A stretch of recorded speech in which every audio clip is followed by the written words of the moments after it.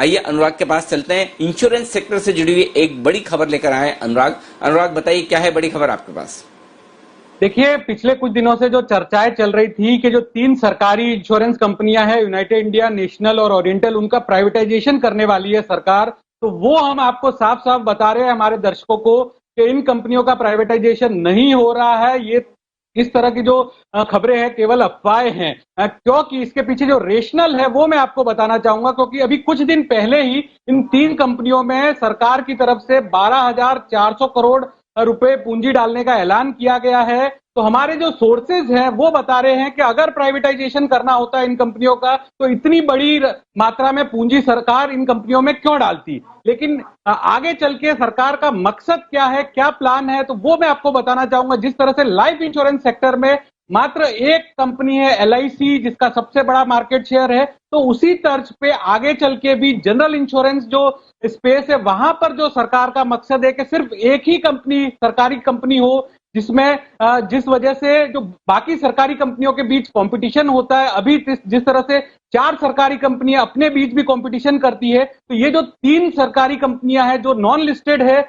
उन कंपनियों को जो लिस्टेड कंपनी है न्यू इंडिया एश्योरेंस, उसमें मर्ज कर दिया जाएगा। तो उसके बाद मात्र एक सरकारी जनरल इंश्योरेंस कंपनी होगी LIC की तर्ज पे।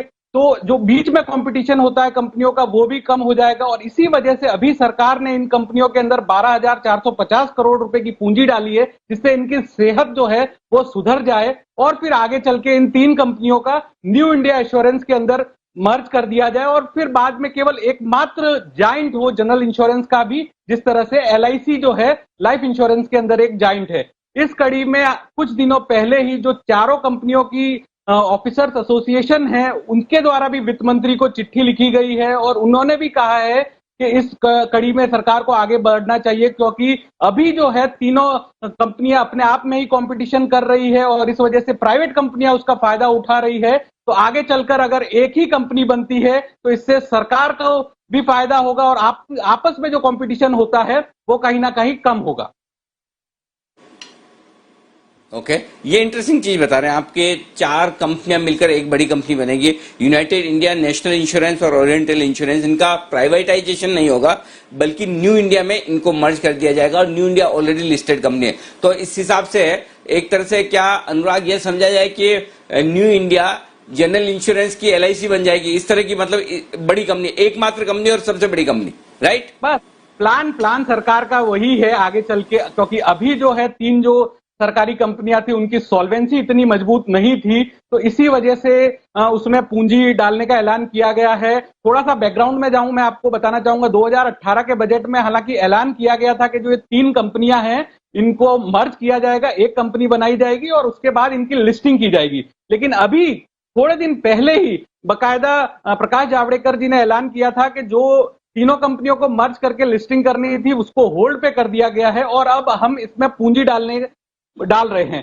तो इसके बाद ये बात और स्पष्ट हो जाती है कि जो प्राइवेटाइजेशन की खबरें थी वो तो बिल्कुल नहीं होने वाली है, क्योंकि सरकार इतनी बड़ी मात्रा में पूंजी डाल रही है इन कंपनियों में और अभी पूंजी डालने का मकसद है कि इनकी सेहत में सुधार किया जाए और उसके बाद इसको जो न्यू इंडिया लिस्टेड एंटिटी है उसमें मर्ज कर दिया जाए। तो एक LIC की तर्ज पे एक जनरल इंश्योरेंस की बड़ी कंपनी होगी, एक मात्र कंपनी होगी, एक बड़ा जाइंट होगा। जिस तरह से LIC लाइफ इंश्योरेंस स्पेस में है, उसी तर्ज पे जनरल इंश्योरेंस स्पेस में एक बड़ा जाइंट होगा जो चारों कंपनियों को मिलकर बनेगा और जिसमें सरकार की कंपनियां जो है उनके बीच में किसी भी तरह का कॉम्पिटिशन नहीं होगा। ओके, तो ये है आपके लिए न्यू इंडिया एश्योरेंस के लिए एक बड़ी खबर होगी और न्यू इंडिया एश्योरेंस में 3 बड़ी इंश्योरेंस कंपनियां मर्ज हो सकती है और इसे एक बड़ी कंपनी बनाया जा सकता है और बाकी 3 बड़ी इंश्योरेंस कंपनियां जो है सरकारी क्षेत्र की, उनका प्राइवेटाइजेशन नहीं होगा बल्कि उन्हें न्यू इंडिया एश्योरेंस के साथ मर्ज करके न्यू इंडिया एश्योरेंस को एक बड़ी कंपनी बनाया जाएगा।